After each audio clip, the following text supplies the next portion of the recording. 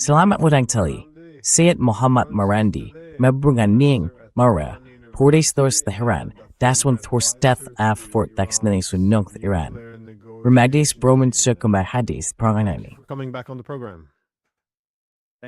Iteo Stagori Burgaut Glenins, no Salader Panoy Youth, Breaks of Steth. Great honor. I want to talk to you about the shifting. Saya ingin membahas dengan Anda strategi Amerika Serikat yang berubah atau tampaknya berubah, dan juga bagaimana Iran mungkin akan meresponsnya. Artinya, Amerika Serikat tampaknya, setidaknya menyadari bahwa banyak serangan militernya tidak memberikan dampak seperti yang mereka harapkan. Dan sekarang tampaknya mereka sedikit mengalihkan pendekatan ke pencekikan ekonomi.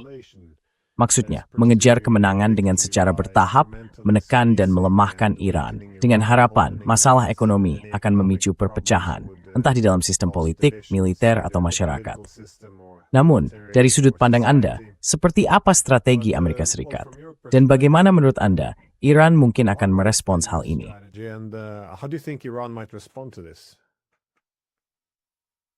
Well, as long as Selama Donald Trump menjadi presiden, saya tidak akan pernah mencoba menjawab pertanyaan itu, karena itu jauh melampaui kemampuan berpikir saya.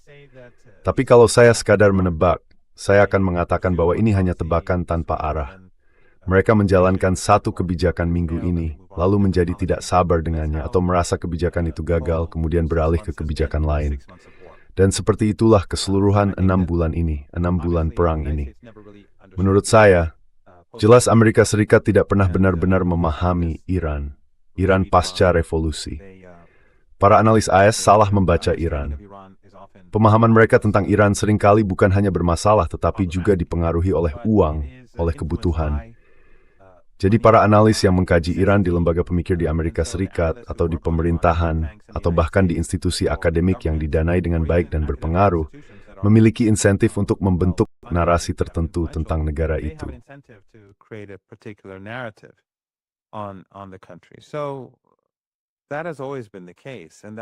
Jadi memang selalu seperti itu. Dan itulah sebabnya menurut saya Amerika Serikat selalu salah memperhitungkan Iran. Ada sebuah buku yang sangat bagus yang pernah saya bahas di program Anda, berjudul Going to Tehran, karya Flint dan Hillary Leferet. Mereka bekerja di Gedung Putih, lalu menulis buku ini setelah mereka keluar. Keduanya akademisi, dan itu buku yang sangat bagus. Tetapi mereka dihantam dari kiri dan kanan oleh kalangan lembaga pemikir dan elit yang dekat dengan negara. Pada dasarnya, mereka harus meninggalkan dunia lembaga pemikir, meskipun pernah bekerja di Gedung Putih, karena mereka dipinggirkan. Jadi narasi tentang Iran begitu terdistorsi dan begitu absurd, sehingga mereka tidak pernah memahaminya dengan benar. Trump ketika menjadi presiden memperburuk keadaan, karena bahkan para analis yang sebenarnya tidak pernah benar-benar memahami Iran dengan baik pun, semuanya juga disingkirkan.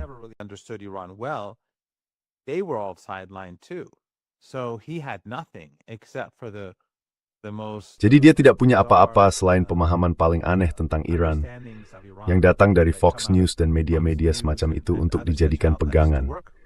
Hal yang sama juga berlaku bagi orang-orang di sekelilingnya. Dan saya rasa itu terutama terjadi pada masa jabatan keduanya, meskipun masa jabatan pertamanya juga seperti itu. Jadi ketika perang dimulai tahun lalu, perang 12 hari, mereka mengira perang itu sudah selesai. Saya yakin dia mengira Iran akan segera dikalahkan. Dan perang ini juga sama, meskipun kita sudah melihat laporan-laporan tentang apa yang terjadi di Situation Room. Tapi saya percaya, bahkan laporan-laporan itu, laporan media tersebut, ditulis dengan cara yang semacam memoles pernyataan atau tidak adanya pernyataan, atau ketidakberdayaan orang-orang di sekelilingnya.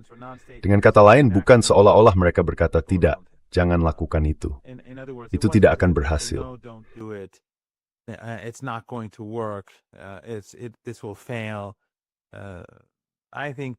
Ini akan gagal. Saya rasa paling banter mereka hanya diam. Atau mereka mengatakan bahwa belum jelas apakah ini akan berhasil, atau peluang keberhasilannya diragukan, dan semacamnya. Karena selama bertahun-tahun, kita telah melihat pernyataan publik dari berbagai pihak ini. Dan kita juga melihat bagaimana media barat, bahkan media seperti The New York Times, The Washington Post, atau berbagai media Eropa, jika pemahaman Anda tentang Iran didasarkan pada media-media ini, menurut saya Anda akan menyimpulkan bahwa Iran pasti sudah gagal, Iran pasti sudah jatuh. Mungkin Anda tidak akan mendapatkan pemerintahan yang Anda inginkan, dan Iran akan menjadi seperti Suriah atau seperti Libya, lalu terpecah belah berdasarkan narasi itu. Tetapi rezim yang disebut-sebut dibenci ini tidak akan tetap utuh. Would not have remained intact because every time there are riots, Karena setiap kali ada kerusuhan yang selalu didukung oleh pemerintah-pemerintah barat atau didanai oleh mereka atau dipersenjatai oleh mereka, media barat berbicara seolah-olah Iran akan segera jatuh atau rezim Islam sebagaimana mereka suka menyebutnya tidak akan bertahan. will not remain. Jadi ketika media arus utama barat seperti itu, ketika kalangan elit di Amerika Serikat seperti itu, saya rasa kita tidak seharusnya mengharapkan sesuatu yang jauh berbeda dari Situation Room atau dari Trump sendiri. Tapi Trump akan menjadi kasus terburuk, karena dia pasti terikat pada narasi Fox News, Breitbart, dan segmen yang benar-benar gila dari elit politik di Amerika Serikat. Jadi, saya yakin dia mengira Iran akan gagal dalam perang itu. Saya tidak percaya ada satupun dari mereka yang mengira Iran akan bertahan sebagai Republik Islam, apalagi memenangkan perang. Palagi laltari pebroberi terberai gral begat, Yusavin perjili staging. Let alone emerge stronger, which is what happened. So that's one aspect of this. Jadi itu salah satu aspek dari hal ini. Lalu mereka mencoba segalanya. Mereka mencoba sanksi. Mereka mencoba menggunakan MOU untuk menipu Iran. Pada dasarnya, MOU digunakan sebagai alat untuk menguasai Selat Hormuz tanpa bertempur dan untuk menipu Iran terkait pelaksanaannya. Lalu tentu saja kita kembali ke perang, dan sekarang kita berada di posisi seperti ini. Jadi saya rasa ini adalah tindakan putus asa lainnya. Mereka sudah mencoba segalanya. Mereka mencoba perang. Mereka mencoba perang pengepungan yang juga gagal, yang kemudian mengarah pada MOU. Mereka mencoba menipu Iran melalui MOU. Mereka memulai kembali perang. Mereka melakukan segala yang mereka bisa. Dan sekarang ini adalah kebijakan baru. Tetapi masalahnya, orang-orang Iran tidak lagi. Tangan mereka tidak lagi terikat. Kita sedang berperang dengan Amerika Serikat. Tidak ada gencatan senjata. We are at war with the United States. There is no ceasefire. And the countries that assisted the United Dan negara-negara yang membantu Amerika Serikat adalah bagian dari perang itu. Entah itu Uni Emirat Arab, Kuwait, Arab Saudi, rezim Israel, Yordania, atau siapapun yang ikut dalam perang ini, atau membantu Amerika Serikat. Kami tidak berdamai dengan satupun dari mereka. Jadi sekarang, respons Iran akan berbeda dibandingkan 15 atau 20 tahun lalu, ketika Amerika Serikat memulai kampanye tekanan maksimum. Maksud saya, Amerika Serikat sudah menjatuhkan sanksi terhadap Iran hampir sejak awal revolusi. Tetapi Obama lah yang memulai sanksi tekanan maksimum. Dan pada waktu itu, kebijakan Iran adalah bertahan hidup, mencari cara untuk mengurangi dampak sanksi-sanksi tersebut. Dan sanksinya cukup berat. Lalu secara bertahap, tentu saja Iran mulai belajar bagaimana menghadapi sanksi. And gradually Iran, of course, began to learn how to deal with sanctions. Then we had the nuclear deal. Then Trump. Lalu ada kesepakatan nuklir. Kemudian Trump datang dan menghidupkan kembali sanksi tekanan maksimum itu dengan kekuatan yang lebih besar. Dan sekali lagi, kehidupan menjadi sulit selama saya kira 2 tahun, 2,5 tahun. Saya tidak tahu persis berapa lama. Tapi menurut saya, Iran benar-benar mengekspor nol minyak. Kalau saya tidak keliru, untuk suatu waktu Iran mengekspor 100.000 barel minyak per hari, tetapi tidak menghasilkan uang dari itu. Itu bagian dari komitmen sebelumnya kepada Tiongkok. Perusahaan-perusahaan Tiongkok terlibat dalam pengembangan minyak Iran, dan itulah keuntungan mereka. Mereka mengambil minyaknya. Jadi Iran tidak menghasilkan uang. Karena itu, Iran selalu berusaha mencari cara untuk melemahkan rezim sanksi tersebut, agar bisa bernapas, karena rezim sanksi itu selalu menyasar rakyat biasa.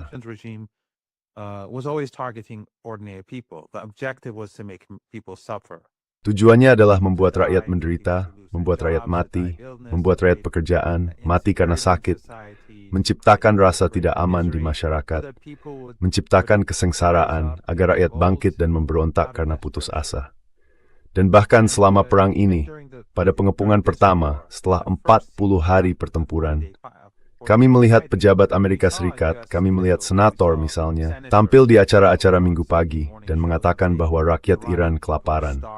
Mereka Anda tahu, merasa puas sekali membicarakan bahwa orang-orang tidak punya makanan, yang tentu saja omong kosong. Tetapi yang penting adalah sentimennya. Apa yang mereka inginkan terjadi, atau apa yang mereka katakan sedang terjadi. Dan tidak ada seorang pun di acara bincang-bincang pagi itu yang mengatakan bahwa ini adalah kejahatan perang, bahkan juga tidak ada dari penontonnya. Akhirnya mereka bisa stelling nerbitu semaksium nithrit. Bengomoritas pada Amerik saya yakin. Tas berkapa juga nomen nonton. I'm sure, but in any case, they have an audience. So now they are trying. Jadi sekarang, mereka berusaha menghidupkan kembali perang pengepungan ini. Maksud saya, mereka melakukannya lagi. Tapi mereka ingin melakukannya dengan intensitas yang lebih besar. Sekarang kita harus melihat apa yang akan dikatakan Bessent pada hari Senin. Namun tadi malam, Ketua Dewan Keamanan Nasional tertinggi memberikan wawancara panjang di televisi, dan dia menjelaskan apa yang akan dilakukan Iran sebagai tanggapan.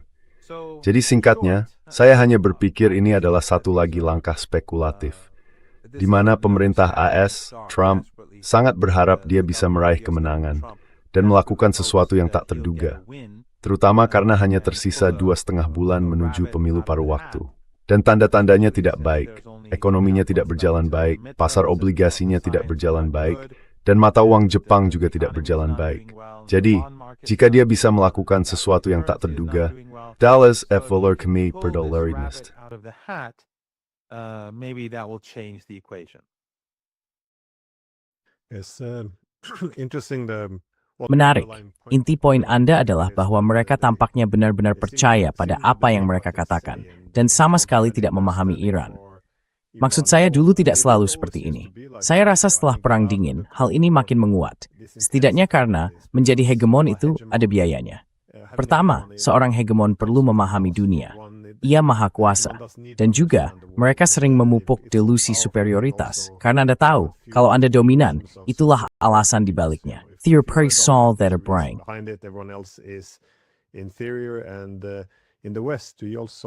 Dan di Barat, kita juga melihat munculnya ideologi yang sangat kuat, yang berpusat pada gagasan tentang hegemoni liberal yang dominan. Ya, mereka akan mendominasi selamanya. Mereka akan menjadi kekuatan untuk kebaikan, dan seluruh dunia akan tertarik ke arah mereka. Satu-satunya yang tidak akan demikian adalah mereka yang menindas rakyatnya sendiri dan menolak peradaban serta sejarah itu sendiri. Dan karena itu, menurut saya, setiap konflik, setiap ketegangan di seluruh dunia selalu dibingkai dengan cara yang persis sama. Selalu demokrasi liberal melawan rezim jahat yang tidak mau mengikuti garis. Dan, menurut saya ini cukup berbahaya. Karena salah satu hal yang cukup mengkhawatirkan, yang kini sudah menjadi hal biasa, adalah bahwa di seluruh Barat, kita tidak pernah membahas kepentingan keamanan dari pihak lawan.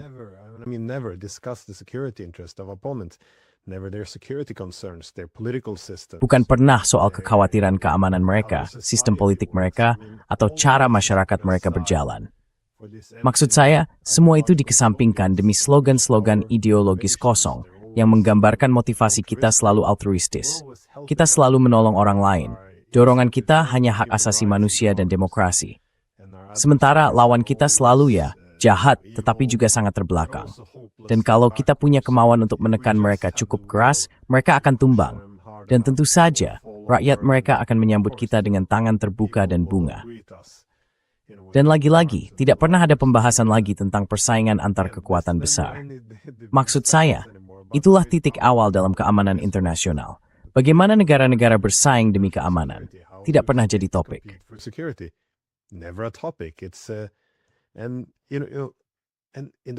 Dan di Barat, semua orang harus berbicara dengan bahasa ini. Menurut saya, ini semacam ujian lakmus untuk bisa ikut dalam perdebatan publik. Dan asumsinya, keseragaman dalam hal ini membuat kita menjadi lebih kuat. Argumen saya, ini justru cukup berbahaya. Ini menyesatkan. Anda jadi gagal melihat dunia sebagaimana adanya. Dan kalau Anda ingin memahami bahwa kita bisa begitu kacau dalam menangani China, Rusia, Iran, dan para lawan hegemon lainnya juga, Anda tidak benar-benar bisa menghadapi ini, kecuali Anda mengakui mengapa Anda tidak lagi bisa membaca lawan-lawan Anda. Maksud saya, menurut saya ini salah satu masalah utama yang kita hadapi. Ini juga menghambat koreksi arah dalam hal itu. Tapi saya memang ingin menanyakan satu hal yang tadi Anda katakan. I did want to ask about one thing you said though. You argue that Just one point that I'd like to add to this, and Hanya satu poin yang ingin saya tambahkan, dan saya sepenuhnya setuju. Iran mengalami nasib buruk karena dijadikan musuh yang ditetapkan setelah berakhirnya Perang Dingin. Sebab, untuk suatu periode, terlepas dari apapun niat terhadap Rusia, di ruang publik Rusia bukan lagi musuh. Cina saat itu baru mulai menjadi pabrik dunia, dan belum dijadikan iblis di Hollywood, media, maupun sastra. Fokusnya adalah pada teroris Islam. Dan tentu saja, teroris Islam itu berarti Iran. Islamic terrorists, and of course, the Islamic terrorists meant Iran. It didn't mean ISIS and Al Qaeda and all those. Itu bukan berarti ISIS, Al-Qaeda, dan semua kelompok itu, yang sebenarnya diciptakan dan didanai oleh badan-badan intelijen Barat bersama negara-negara kaya minyak dan gas di Teluk Persia, para teroris yang sesungguhnya. Sama seperti di Ukraina, ketika mereka mendukung kelompok-kelompok fasis atau neonazi, apapun sebutannya, demi kepentingan mereka sendiri. Mereka membantu mereka mendukung mereka. Di kawasan kami, mereka mendukung kelompok-kelompok ini. Namun, kelompok-kelompok inilah yang tidak dibenci dan diserang. Yang dibenci dan diserang adalah Iran. Mereka mendanai kelompok-kelompok ekstremis di Afghanistan, lalu kemudian di Suriah, di Libya, di Afrika. Namun justru Iran yang disebut sebagai ancaman bagi dunia. It was Iran that was the threat to the world. The axis of evil, as we all recall. Poros kejahatan, seperti yang kita semua ingat, muncul setelah 11 September. Ketika Al-Qaeda, yang merupakan proksi Amerika Serikat, berada di bawah Taliban generasi pertama, yang berbeda dengan Taliban sekarang, tetapi yang sekali lagi dibawa ke tampuk kekuasaan oleh Amerika Serikat, intelijen Pakistan, dan negara-negara di Teluk Persia. Kita diberitahu bahwa serangan 11 September dilakukan oleh mereka. Tentu saja belakangan ini, pandangan bahwa itu bukan hanya mereka semakin menjadi arus utama.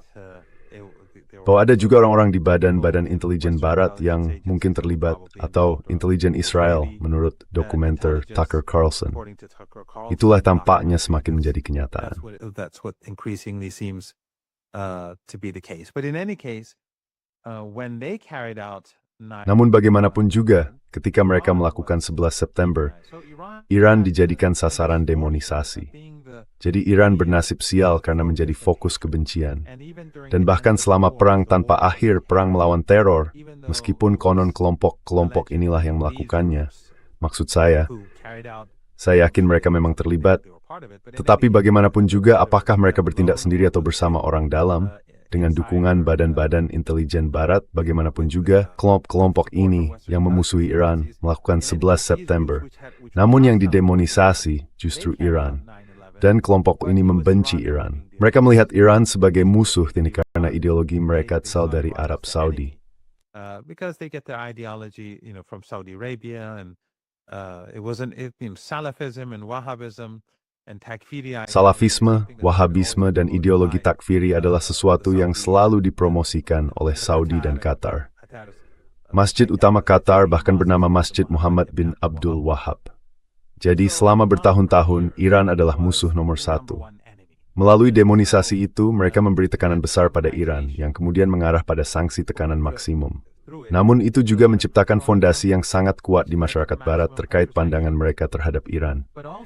Dengan kata lain, Iran begitu dibenci secara mendalam sehingga jika Anda mengatakan sesuatu yang bertentangan dengan pandangan dunia itu, Anda akan dianggap benar-benar gila.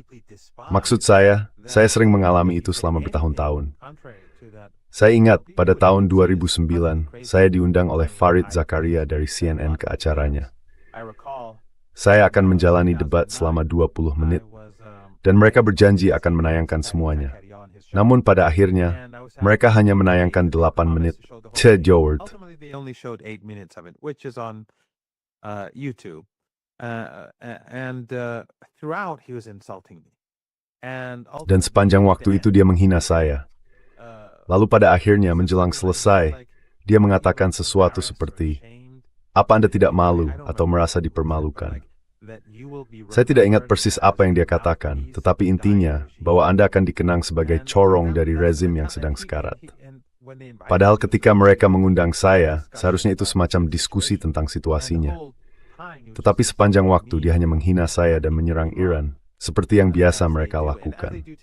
Dan seperti yang mereka lakukan hari ini, ketika Anda melihat pejabat Israel tampil di media barat, mereka diperlakukan dengan sangat hormat.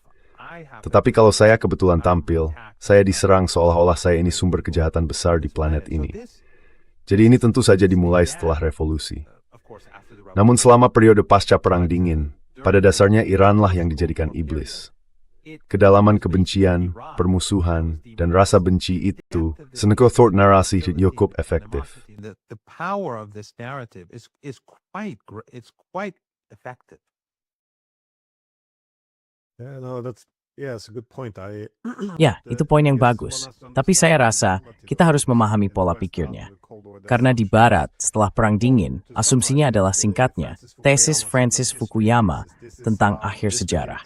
Ini menjadi semacam kebenaran umum di seluruh Barat. Pada dasarnya, ini menjadi ideologi politik kami. Artinya, seluruh dunia akan bergerak menuju demokrasi liberal di bawah kepemimpinan Barat. Lalu sejarah akan terus berjalan ke arah itu, dan tidak ada yang bisa melawan tekanan ini. Inilah sistem abadi, dan itu sekadar yang berkenangnya and spray step to refrain. Strength is strength. Authoritarian, they should be embarrassed, you can't stop this. Anda tidak bisa menghentikan ini. Dan begitulah, memang tidak ada pembicaraan tentang politik kekuatan besar, tetapi begitulah cara membangun hegemoni. Tidak, dan melegitimasi hegemoni. Hanya saja, begitulah dunia sedang berubah. Dan sebenarnya tidak ada ruang intelektual untuk menantang ini. Tetapi poin Anda tentang kemampuan Iran untuk masuk ke dalam dua kategori di sini menarik. Karena setelah Perang Dingin, kita melewati dua fase. Pertama, tepat setelah Perang Dingin, insaran dukrawnya diswiu smau simtal orang numagdwar Afghansi. Vi step susah melad. The reasoning was always the same. It was humanitarian interventions, it was a global war. Itu adalah intervensi kemanusiaan, perang global melawan teror, mencegah penyebaran senjata pemusnah massal. Dan para lawan selalu disebut negara nakal, atau Anda tahu bagian dari poros kejahatan. Iran dimasukkan ke dalam kategori itu. Lalu, ketika momen unipolar mulai gagal, muncul para pesaing. Kita melihat pergeseran kembali ke persaingan kekuatan besar. Dan tentu saja Tiongkok dan Rusia masuk ke dalam kategori itu. Tetapi kemudian Iran sekali lagi ikut masuk ke dalamnya, entah karena alasan apa. Karena Anda tahu, Iran adalah negara yang cukup kuat di ujung selatan super benua Eurasia. Dan juga, ketika Rusia dan Tiongkok mengupayakan Eurasia yang lebih besar ini, Iran pada dasarnya menjadi kaki ketiga yang menopang Eurasia yang lebih besar tersebut. Jadi tiba-tiba,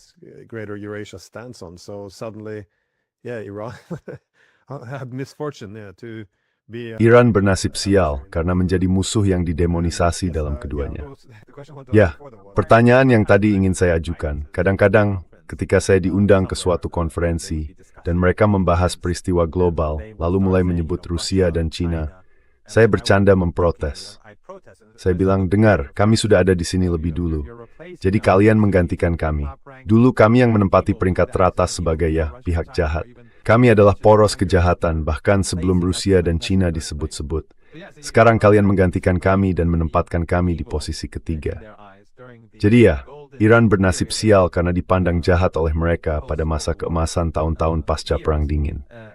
Lalu ketika Cina dan Rusia mulai bangkit, tentu saja Iran adalah negara besar, negara yang kuat. Tetapi Cina jauh lebih besar dan lebih kuat, dan Rusia tentu saja jauh lebih besar secara wilayah. Namun mereka terpercaya menempatkan Iran dengan Rusia dan Cina. Apapun yang terjadi. Iran up there with Russia and China no matter what happened.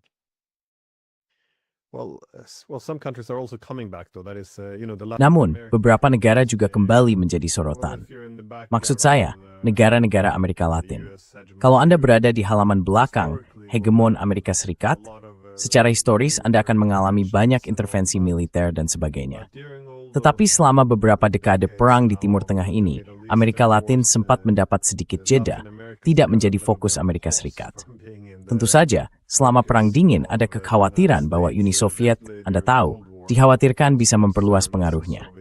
Lalu tentu saja, setelah perang-perang di Timur Tengah, fokus yang lebih besar kemudian tertuju pada China, Rusia, dan Iran. Greater focus then on China, Russia, Iran. But now suddenly, as they realize, Namun sekarang, tiba-tiba, ketika mereka menyadari dunia sedang menjadi multipolar, mereka sekali lagi harus memperkuat kendali atas kawasan Amerika sebagai halaman belakang mereka. Jadi sekarang kita melihat doktrin Monroe atau doktrin Donroe ini. Jadi masa jeda bagi Amerika Latin tampaknya akan segera berakhir, dan mereka sekali lagi akan masuk ke dalam fokus Washington juga. Negara-negara seperti Venezuela dan Kuba atau Panama, Nicaragua, banyak yang kini mengalaminya. Tapi ya, pertanyaan saya adalah, kita melihat Trump telah meningkatkan retorikanya bahwa Iran tidak boleh memiliki senjata nuklir. Dia juga menegaskan bahwa Iran, jika memiliki senjata nuklir, tentu sudah akan menggunakannya. Maksud saya kira ini bisa saya tafsirkan dalam dua cara, kalau bukan lebih. in I guess two ways, if not more. But the optimist in me would say that by claiming. Namun, sisi optimis dalam diri saya akan mengatakan bahwa dengan mengklaim perang ini bertujuan mencegah penyebaran senjata nuklir, dia bisa mengklaim kemenangan lalu pulang. Maksud saya, itu jalan keluar yang cukup baik. Namun sisi pesimis dalam diri saya agak lebih khawatir. Bisa jadi dia sedang mempersiapkan dasar bagi kemungkinan penggunaan senjata nuklir taktis. Maksud saya, tampaknya sudah banyak pembicaraan tentang ini di Washington. Apakah ini seharusnya menjadi satu langkah naik dalam tangga eskalasi? Bagaimanapun, komentar-komentar seperti ini bisa membantu melegitimasi atau menormalkannya. Saya ingin tahu, bagaimana Anda menilai ini? Baik, saya akan mengatakan bahwa sejauh ini, rumor bahwa mereka sedang membicarakan di Washington tentang penggunaan senjata nuklir terhadap Iran. Using nuclear weapons against Iran. Well, I think there's also a third. Saya rasa ada cara ketiga untuk melihatnya, yaitu perang ini telah gagal. Namun dia berbicara tentang menghentikan Iran atau mencegah Iran memperoleh senjata nuklir untuk mengatakan bahwa tidak, sebenarnya saya memenangkan perang. Saya berhasil. Jadi ini bukan kegagalan total.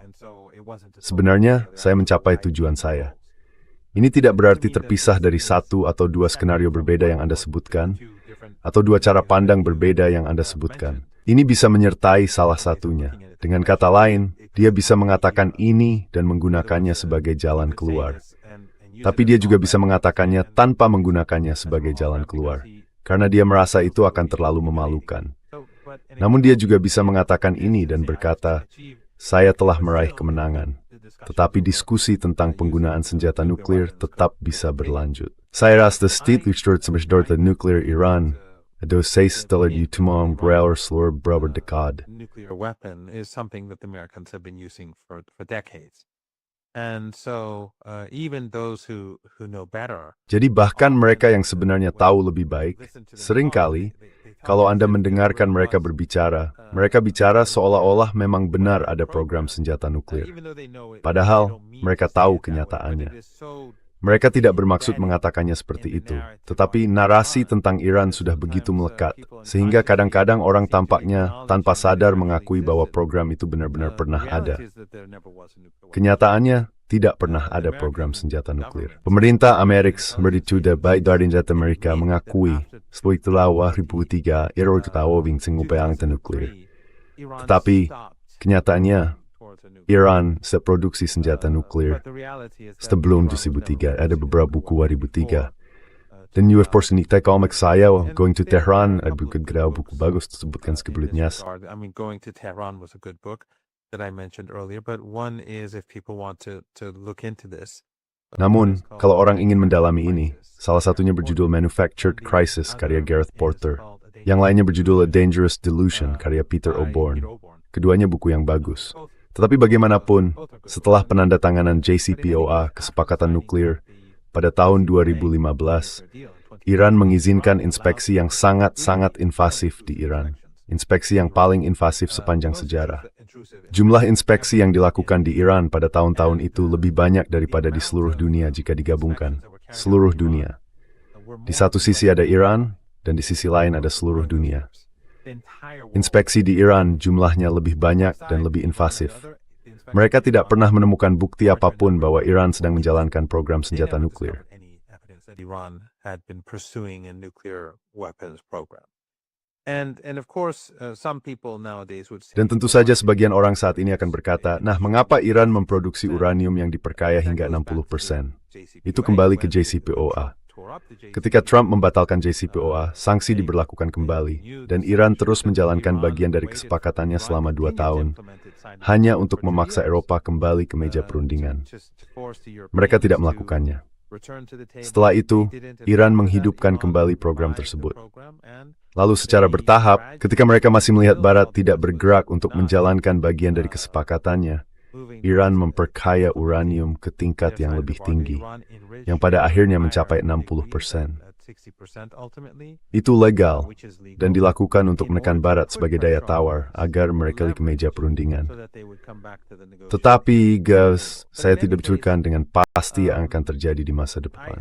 I can't say for certain what will happen in the future. I think that if any, Saya pikir, jika ada pihak manapun, entah itu Amerika Serikat atau rezim Israel, yang sungguh-sungguh mempertimbangkan penggunaan bahkan senjata nuklir taktis, itu pasti akan mendorong banyak negara untuk mengembangkan senjata nuklir. Saya pikir itu akan mengubah permainan. Dan terus terang saja, itu juga mencakup Iran. Faktanya tadi malam, dalam wawancara panjang itu, yang menurut saya sebaiknya ditonton oleh para pemirsa Anda, Ketua Dewan Keamanan Nasional tertinggi, yang kini menjadi sosok yang sangat penting di Iran, mengatakan bahwa perilaku Amerika Serikat terhadap Iran telah menciptakan dorongan di seluruh dunia bagi negara-negara untuk mengembangkan senjata nuklir. Dan saya pikir itu menyiratkan bahwa di kalangan para ahli Iran, dorongan itu juga tercipta.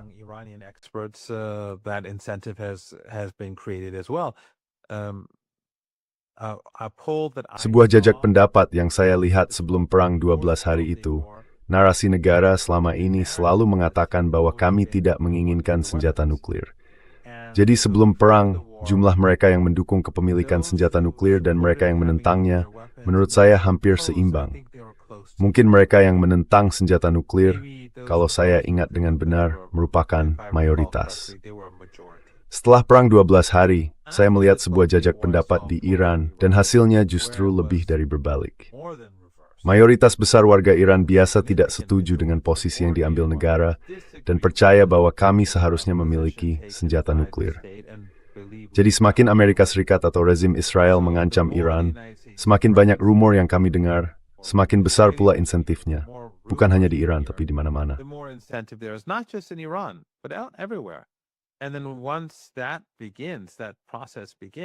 Dan begitu itu dimulai, begitu proses itu berjalan, tidak ada jalan untuk kembali. Artinya, bisa ada 30 atau 40 negara di seluruh dunia, atau bahkan di kawasan kita yang memiliki senjata nuklir. Lalu bayangkan betapa mudahnya hal itu bisa menyebabkan kehancuran total di seluruh dunia. Namun satu hal yang ingin saya tambahkan tentang situasi saat ini adalah, pada saat ini Amerika Serikat sedang berfokus pada perang ekonomi baru ini. Pengepungan baru ini. D-Day ini, bagaimana Trump menjadi. Utungan as mara mazab raja when go towards this, betaraga mengong. Ito suwenya boltu. They're going to overthrow the regime, as they like to call it.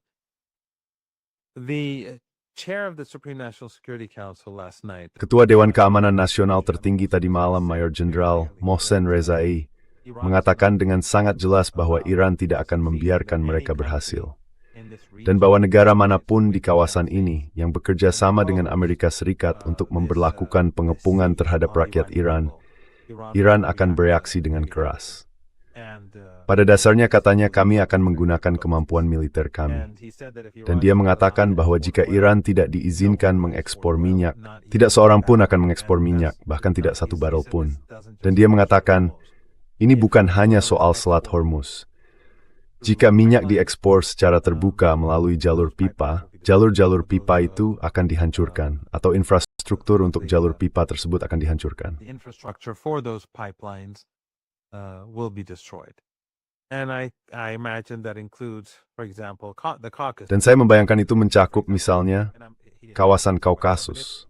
Jika misalnya, dan dia tidak menyebut Azerbaijan, tetapi jika pemerintah Azerbaijan membantu upaya Amerika Serikat untuk mencekik Iran, maka saya berasumsi hal yang sama akan terjadi pada fasilitas-fasilitas mereka. Jadi jika ada pihak yang mencoba menghalangi jembatan antara Iran dan Rusia, mereka akan dipandang bekerja sama dengan musuh. Jadi dia sangat keras.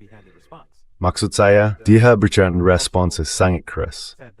Deswegen posisi Iran di Mercedes berubah, dan posisi Iran di Salt meningkat. Het vermin dan ratat-smit kulturhesen kebradagal en is het time Iran. Iran's foreign policy decisions. Yeah, well, about pushing countries towards nuclear Ya, weapons. soal mendorong negara-negara menuju senjata nuklir, saya rasa sejak awal memang sudah ada kritik umum bahwa sistem insentif yang berbahaya telah berlaku. Artinya, negara-negara seperti Korea Utara atau Pakistan yang memiliki program nuklir rahasia sekarang aman karena mereka punya senjata nuklir. Sementara negara-negara seperti Libya dan Irak yang meninggalkan program senjata nuklir mereka hancur.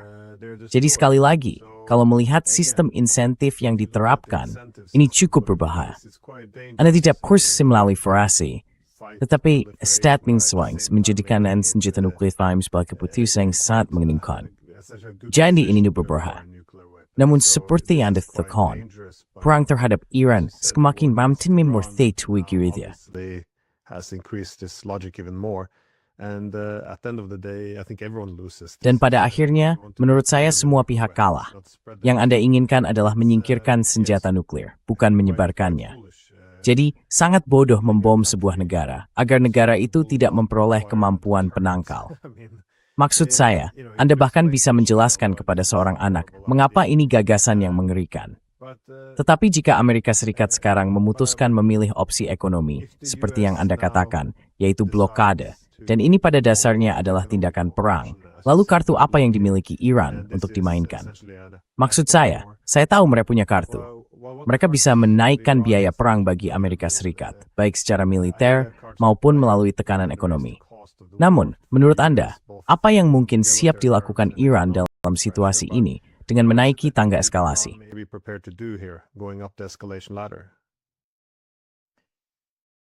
Well, Iran, first of all, takes note of the fact Baik, that Iran pertama-tama mencermati fakta bahwa pemilu rezim Israel akan berlangsung pada akhir Oktober. Saya rasa tanggal 27 Oktober, kalau saya tidak keliru. Dan pemilu AS saya rasa akan diadakan pada tanggal 3 November. Jadi Iran meskipun tidak mengatakannya secara resmi, jelas menaruh perhatian pada pemilu paruh waktu dan pada pemilu di rezim Israel. Namun selain itu, Iran saat ini memiliki keunggulan yang tidak mereka miliki di masa lalu. Dulu, ketika Obama sedang berlaksanakan sanksi tekanan maksimum, atau Trump menghidupkannya kembali, atau Biden mempertahankannya, Iran, sport Nord dan sebelumnya, it has always your berterusuri dan Zenkli, dan Porchef as an ekonomi perlawatan yang bisa melindungi. resistance economy that could protect the country. And of course, that was also reflected in Dan tentu saja itu juga tercermin dalam kebijakan luar negeri Iran, memperbaiki hubungan dengan Tiongkok, dengan Rusia, dengan negara-negara Global South, serta bergabung dengan BRICS. Ketika Dr. Raisi menjadi presiden, Iran bergabung dengan BRICS dan Organisasi Kerjasama Shanghai. Jadi ini sebagian merupakan akibat dari rezim sanksi tersebut. Sebagiannya menurut saya adalah tren umum di Iran untuk melindungi diri dari Barat. Namun, sanksi tekanan maksimum jelas menciptakan insentif yang lebih besar. Terutama karena Anda tahu dan Anda pernah ke Iran, jadi Anda memahami ini. Ada segmen cukup besar dari kalangan elit di Iran, yaitu kelompok liberal, yang selalu menginginkan hubungan yang lebih baik dengan Barat, terlepas dari semua yang telah dilakukan Barat terhadap Iran. Sekarang, ironisnya setelah perang ini, hal itu telah berubah, dan jumlah mereka telah menurun. And those numbers have fallen. And I have anecdotal evidence of this, not just my students. Dan saya punya bukti anekdotal tentang ini. Bukan hanya dari para mahasiswa saya, tetapi juga dari rekan-rekan saya yang dulu selalu sangat pro-Barat dan sangat kritis terhadap Iran. Setidaknya mereka yang saya kenal. Dan saya tahu ini anekdotal, tetapi pandangan mereka telah berubah secara drastis. Di Iran, sudah tidak ada lagi perdebatan tentang memperbaiki hubungan dengan Rusia dan China. Dulu, ada perdebatan di kalangan elit. Apakah kita harus lebih mendekat kepada mereka atau tetap agak menjaga jarak dengan harapan kita bisa memperbaiki hubungan dengan Barat? Itulah bisa dibilang posisi liberal di kalangan elit. Dan tentu saja, ada juga mereka yang sangat keras anti-Cina dan anti-Rusia. Anda tahu semacam pandangan dunia barat arus utama, dengan cara pandang itu di lingkungan akademik dan di kalangan elit. In academia and among elites, but that has really collapsed now. Namun posisi itu kini benar-benar runtuh. Jadi, itu sesuatu yang turut disebabkan oleh Amerika dan Netanyahu. Perdebatan dimenangkan oleh mereka yang berkata, mari bergabung dengan BRICS dan membangun hubungan dengan Rusia serta Tiongkok. Terima kasih kepada Trump dan Netanyahu. Namun sekarang tidak seperti dulu, ketika pada dasarnya tujuan Iran adalah bertahan menghadapi sanksi tekanan maksimum ini. Sekarang Iran sedang berperang, dan kita tidak berada dalam, Anda tahu, saat ini tidak ada gencatan senjata. Ada penghentian tembakan, tetapi tidak ada gencatan senjata antara Iran dan Amerika Serikat. Memorandum saling pengertian itu telah dihancurkan, dirobek oleh Trump. Jadi Iran dan Amerika Serikat sedang menjalankan perang terhadap negara itu. Pengepungan yang kita lihat hari ini adalah tindakan perang. The siege that we see today is an act of war. So Iran's hands are not tied. Jadi tangan Iran tidak terikat. Jika Amerika Serikat meningkatkan eskalasi, Iran bisa secara sah mengatakan, kami akan menyerang aset-aset Amerika Serikat, misalnya di Kuwait. Kami akan menyerang semua aset ekonomi Amerika Serikat. Hal itu juga dibahas dalam wawancara tadi malam. Jika negara-negara itu, sekali lagi, saya hanya memakai Kuwait sebagai contoh, dia tidak menyebut Kuwait, tetapi jika Kuwait ikut serta dalam upaya mencekik ekonomi Iran ini, kemudian rasa can't grow, so you're maku from breath. Menihar hatspor start lace testa mergs tap. And will also destroy US assets. So basically what he was saying. Jadi pada dasarnya yang dia katakan tadi malam adalah selain negara-negara lain, maksud saya Kaukasus atau yang lainnya, negara-negara di Teluk Persia, kita bisa menghancurkan mereka. Kita bisa menghancurkan semua aset Amerika Serikat di negara-negara itu. Kita bisa menghancurkan mereka jika negara-negara itu ikut dalam kebijakan baru Trump. Itu berarti mereka akan terlibat dalam perang melawan rakyat Iran. Jadi kami akan membalas, dan kami bisa membalas secara militer. Mereka bisa mencekik kami dengan cara mereka sendiri. Kami bisa membalas dengan cara kami sendiri. Jadi pilihan yang dimiliki Iran saat ini sangat berbeda dibandingkan 10 atau 15 tahun lalu, atau 5 tahun lalu, atau 2 atau 3 tahun lalu, atau bahkan 1 tahun lalu.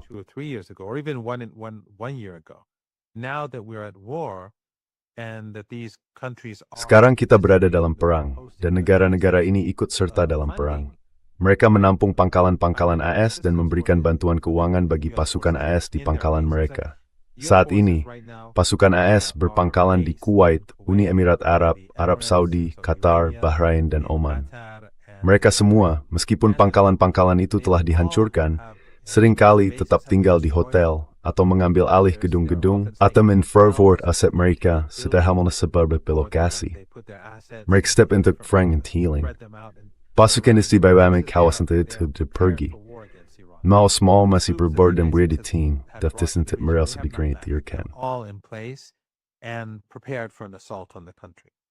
So Jadi dalam hal itu, ini memberi Iran keuntungan. Karena negara-negara ini sudah menjadi pihak dalam perang, jika mereka ikut menjalankan kebijakan Trump, Iran dapat menggunakan militernya untuk membalas. Dan begini Glenn, satu hal yang tidak Anda lihat di media barat, atau setidaknya yang belum saya lihat, adalah mereka tidak memperhitungkan fakta bahwa para proksi mereka di kawasan, para sekutu mereka di kawasan, lebih rentan daripada Iran. Jika Trump memulai kebijakan ini, Tabarab semenyakit Iran. Iran temara bertian. He can hurt Iran, but Iran is not going to collapse. But these countries in the Persian Gulf. Namun negara-negara di Teluk Persia ini, jika ekonomi mereka terus dicekik, dan jika pencekikan itu makin parah akibat konflik yang meningkat ini, lalu Iran melaksanakan ancamannya, saya rasa mereka tidak akan bertahan. Sama seperti selama perang, saya sudah beberapa kali mengatakan di acara Anda, dan pemerintah Iran juga mengatakan, bahwa jika Amerika Serikat dan rezim Israel menghancurkan infrastruktur Iran, Iran akan melakukan hal yang sama. Jadi, inilah kebijakan yang akan ditempuh sekarang. Jika Amerika Serikat dan negara-negara ini turut mencekik warga sipil Iran, Iran akan membalas. Negara-negara inilah yang menurut saya akan runtuh, bukan Iran. These countries are the countries that I think will collapse, not Iran. So already we're seeing, I saw a report yesterday. Jadi, about the kita sudah melihat Qatar ini. economy. Kemarin saya melihat laporan tentang ekonomi Qatar. Hal yang sama juga terjadi secara menyeluruh. Dan saya tidak yakin mereka bisa mempertahankan situasi ini. Mereka juga sudah mulai menarik aset dari Barat untuk mempertahankan pemerintahan mereka. Tetapi Amerika Serikat tidak akan membiarkan mereka menarik uang sebanyak itu. Maksud saya, bayangkan jika mereka mulai menarik aset senilai puluhan miliar dolar dari pasar obligasi, bahkan rajutan miliar dolar. Saya rasa Amerika dihistorika karena pasar obligasi sudah berada dalam kondisi krisis. Kita sering dengar soal Jepang, berpolitik, skisru berlanjut. Negara-negara ini tidak banyak untuk bertahan hidup. These countries are going to need a lot of money to survive. And that money is not sitting in Dan uang itu bukan tersimpan, Anda tahu, dalam bentuk koin emas di ruang bawah tanah para syekh ini, seperti yang kita lihat dalam film-film orientalis. Uang itu ada di pasar saham Amerika Serikat, pasar obligasi, dan bank-bank Amerika Serikat. Dan uang itu harus ditarik. Dan seperti yang saya katakan, saya tidak yakin Amerika akan membiarkan itu terjadi. Jadi bagaimanapun juga, rezim-rezim ini sangat-sangat rentan. Dan pada akhirnya mereka akan menjadi semakin rentan. Di sebuah saya semua hari Senin, nomau membuat pengumuman. Saya tidak mau begitu yakin. Lalu terus Amerika Serikat dari kanan ini, saya rasa detan pemburuk terutama bagi warga di sepat. things are going to go downhill for these countries very quickly.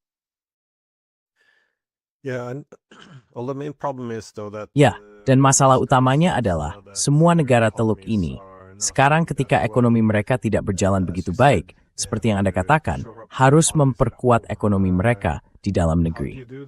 Tapi bagaimana caranya? Karena kalau mereka mulai menarik investasi dari Amerika Serikat, pasar obligasi di sana akan terpukul.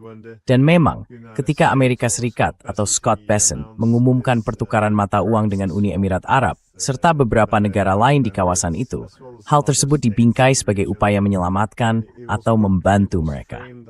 Tetapi kenyataan mereka sedang melindungi pasar obligasi di dalam negeri, karena mereka tidak ingin negara-negara itu menjual aset-aset Amerika.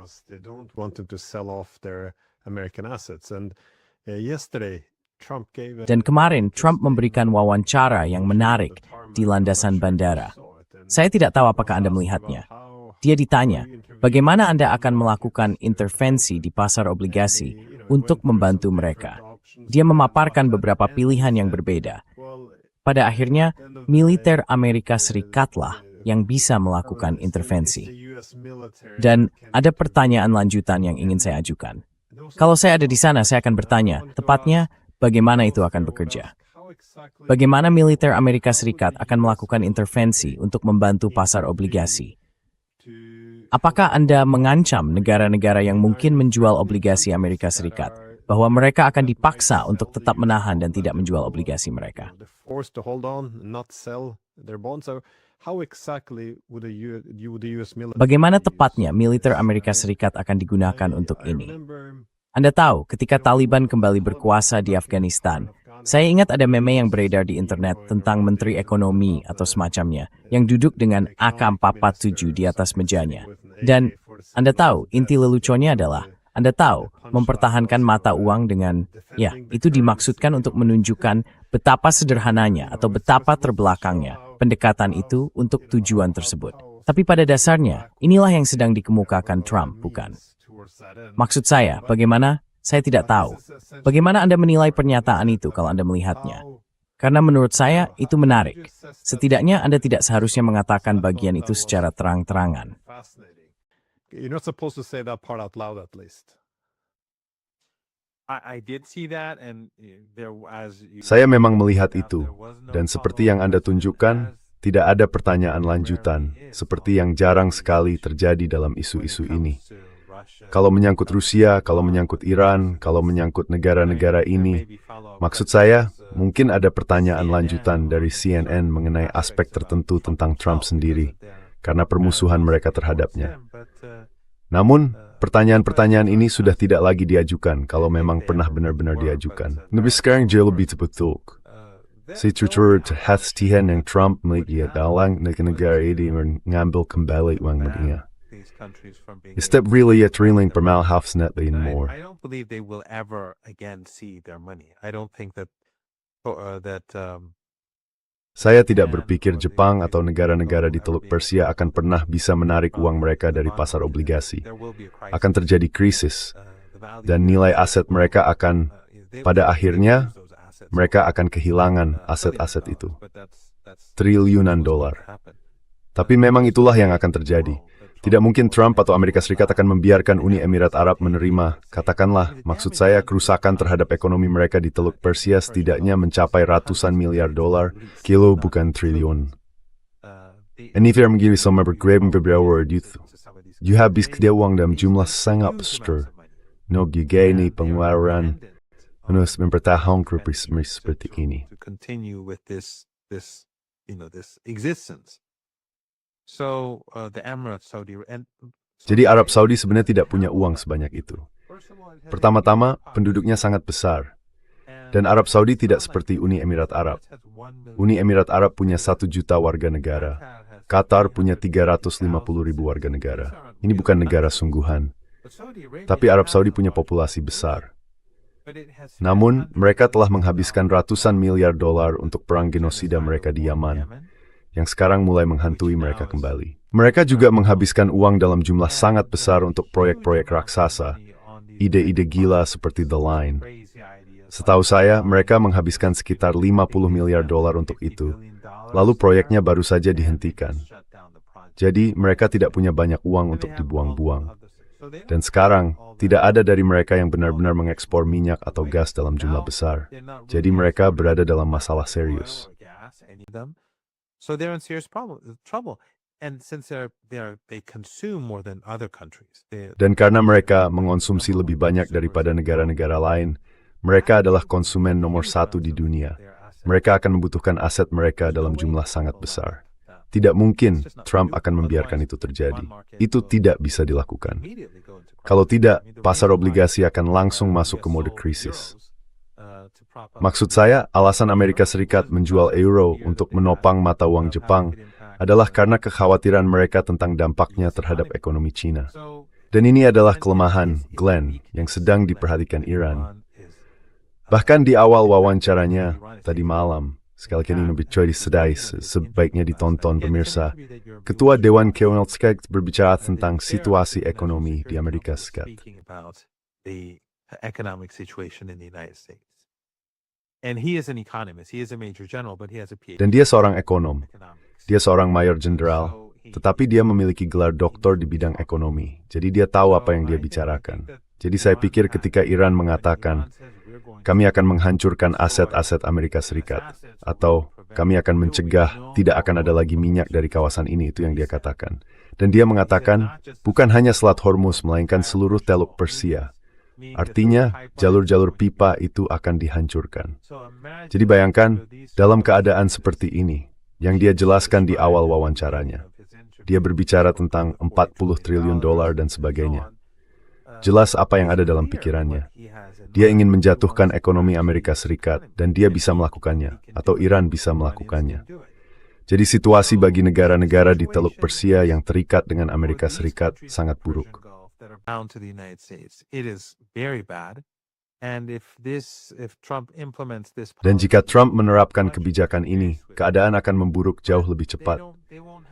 Namun mereka tidak akan punya akses terhadap kekayaan mereka seperti yang mereka kira. Kekayaan itu, yang jumlahnya entahlah, mungkin beberapa triliun dolar, bahkan mungkin lebih, jika digabungkan. Saya tidak tahu angka sebenarnya. Saya membaca angka yang berbeda-beda. Tetapi uang itu tidak akan kembali ke Bahrain. Bahrain tidak punya uang sebanyak itu, melainkan ke Uni Emirat Arab, Qatar, Arab Saudi, atau Kuwait. Sebagian kecil mungkin akan kembali, tetapi sebagian besar uang itu tidak akan kembali. Sementara itu, negara-negara tersebut akan berada dalam krisis. Jadi saya pikir, jika Amerika Serikat mendorong krisis ini, setelah beberapa waktu, hal itu tahu runtuhnya negara-negara tersebut. after a while, they could lead to the collapse of these countries. And if that happens, then we go into global depression. Dan jika itu terjadi, kita akan masuk ke depresi global. Karena jika mereka runtuh, itu berarti minyak dan gas dari kawasan ini tidak akan lagi diekspor. Apakah Selat Hormuz terbuka atau tertutup, itu menjadi pertanyaan tidak relevan. Lalu ada persoalan tambahan, yaitu Republik Azerbaijan yang memang mengekspor minyak atau menyalurkan minyak transit ke Eropa. Jika Amerika menekan rezim di Baku untuk berhenti, untuk mencegah Rusia dan Iran berdagang atau berbisnis, maka Iran, berdasarkan kebijakan yang dijelaskan Jenderal Reza tadi malam, akan menghancurkan ekspor minyak mereka, yang sebagian besar dikirim ke rezim Israel, karena mereka akan terlibat dalam perang melawan Iran. Jadi Anda harus menambahkan 1 juta barel minyak lagi di situ. Anda juga harus menambahkan minyak yang sedang coba diekspor Saudi melalui Laut Merah.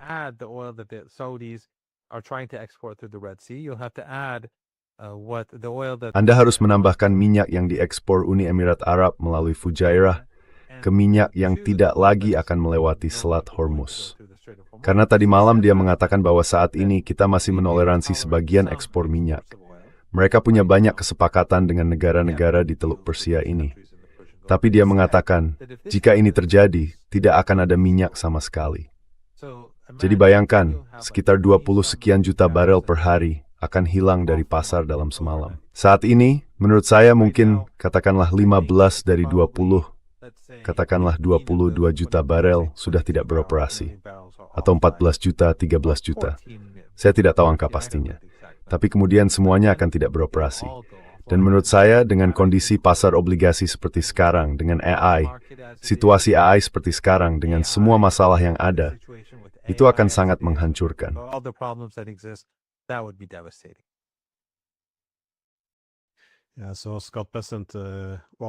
Ya, jadi Scott Bessent, saya rasa dia memberikan wawancara tentang rencana Amerika Serikat untuk memangkas biaya. Karena sekarang mereka terjerat utang sebesar 40 triliun dolar. Dan jawabannya, ya kami akan tumbuh untuk keluar dari masalah ini. Maksud saya, bagi saya, ini hanyalah pengakuan bahwa ini sudah di ujung jalan. Dan ya solusi semacam militer ini atau intervensi militer ke pasar obligasi, seperti istilah yang digunakan, and this enough, Perslus tadi. Vladimir Benz, UVM ini esmet thesend, time to bauging upon. Thank you for sharing your insights. Svolsen Chaverdi, seluruh rencana ini, semuanya Netanyahu sungguh memperochan. It's stunning. Bes skor gesietes, wo hafting. Diese ist das Mank, that is wingset.